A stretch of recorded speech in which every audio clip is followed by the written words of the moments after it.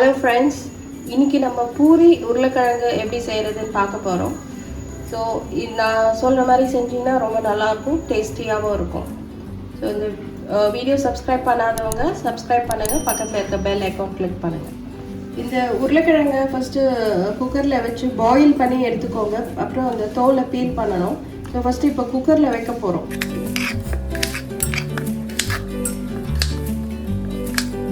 இப்போ இந்த குக்கரில் வச்சு இது குக் பண்ணி எடுத்துக்கிறோம். 2 விசிலில் எடுத்துடலாம். இப்போ மூடி போட்டுக்கிறோம். இது போட்டு ஒரு 2 or 3 விசிலில் எடுத்துடலாம் உருளைக்கிழங்கு. இப்போ நம்ம பூரிக்கு உருளைக்கிழங்கு எப்படி பண்ண போகிறதுன்னு பார்க்க போகிறோம். இது ரொம்ப டேஸ்டியாக இருக்கும். அதுக்கு தேவையானது ஒரு 3 பெரிய வெங்காயம், ஒரு 5-6 பச்சை மிளகாய், ஜிஞ்சர் 1 inch ஜிஞ்சர், கொஞ்சம் கார்லிக், கருவேப்பிலை, கொத்தமல்லி. இப்போ எப்படி பண்ணுறதுன்னு பார்க்க போகிறோம். அது கார்லிக் வந்து சாப் பண்ணி போட்டால் ஃப்ளேவர் ரொம்ப நல்லாயிருக்கும். ஸோ இது வந்து உரித்து தோல் உரித்து சாப் பண்ணி போட்டுக்கலாம்.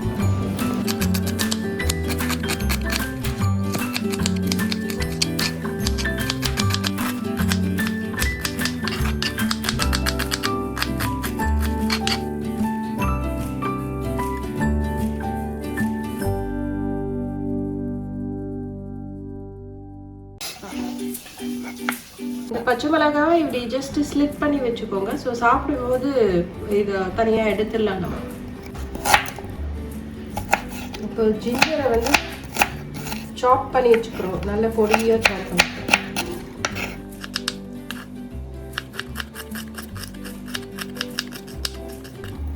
பூண்டு வந்து இந்த மாதிரி பொடியாக சாப் பண்ணி வச்சுக்கோங்க. உருளைக்கிழங்கு நல்லா பாயில் ஆயிடுச்சு. ஸோ இப்போ இதை எடுத்து நம்ம அந்த தோலை உரித்து ரெடி பண்ணி மேஷ் பண்ணி வச்சுக்க போகிறோம். இப்போ நம்ம அந்த உருளைக்கிழங்கு எப்படி பூரிக்கு உருளைக்கிழங்கு எப்படி பண்ணுறதுன்னு பார்க்க போகிறோம். இதுக்கு வந்து ஒரு 3 டேபிள் ஸ்பூன் ஆயில் ஊற்றிக்கலாம். 1 ஸ்பூன் கடுகு, 1 டீஸ்பூன் கடுகு,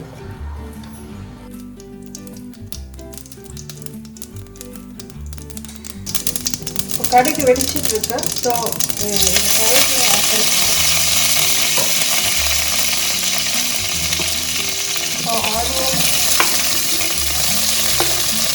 பச்சை மிளகாய்,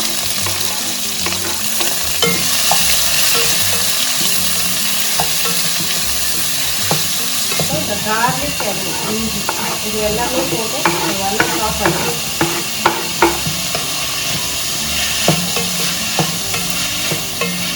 கடலைப்பருப்பு ஏற்கனவே ஊற வச்சு ஃப்ரீசரில் வச்சுருக்கேன்.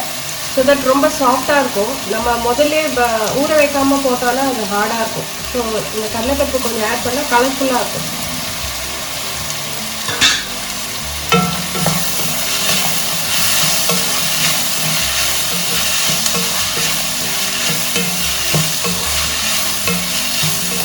இப்போ இந்த ஆனியன் வந்து பாருங்கள், இந்த கலர் சேஞ்ச் ஆகிடும். அது வரைக்கும் சாஃப்ட் பண்ணிவிட்டு ஸ்லோ ஃப்ளேமில் வச்சுட்டு கொஞ்சம் உருளைக்கிழங்கை மேஷ் பண்ணி இதோட ஆட் பண்ணணும்.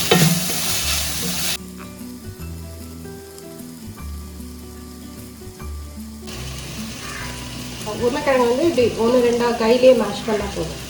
இது மேஷ் பண்ண உருளைக்கிழங்கு இப்போ இதோட ஆட் பண்ணுறோம்.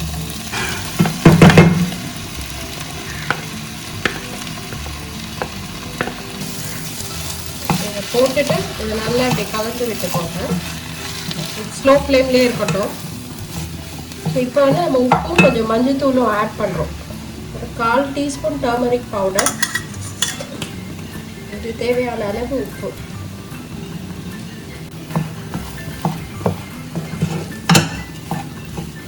விட்டுட்டு இப்படி நல்லா மிக்ஸ் பண்ணி வதக்கிக்கோங்க. நல்லா மிக்ஸ் பண்ண பிறகு கொஞ்சமாக தண்ணி ஊற்றிக்கலாம். இல்லை ஒரு கொஞ்சம் தண்ணி ஊற்றிக்கலாம், தேவையான அளவு தண்ணி ஊற்றிக்கலாம்.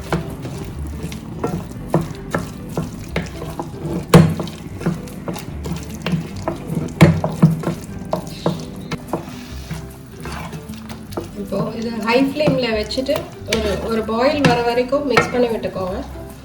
அப்புறம் ஆஃப் பண்ணிடலாம். இப்போ பூரிக்கு உருளைக்கிழங்கு ரெடி. இப்போ ஃபைனலாக இது கொதிச்சு பாயில் இது ஆன பிறகு கொத்தமல்லி ஆட் பண்ணிவிட்டு அப்படியே ஆஃப் பண்ணிவிடும்.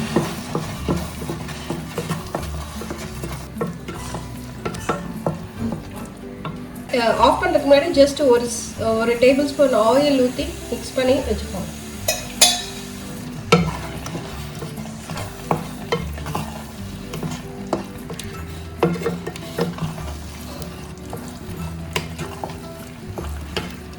அவ்வளோதான், பூரிக்கு உருளைக்கிழங்கு ரெடி.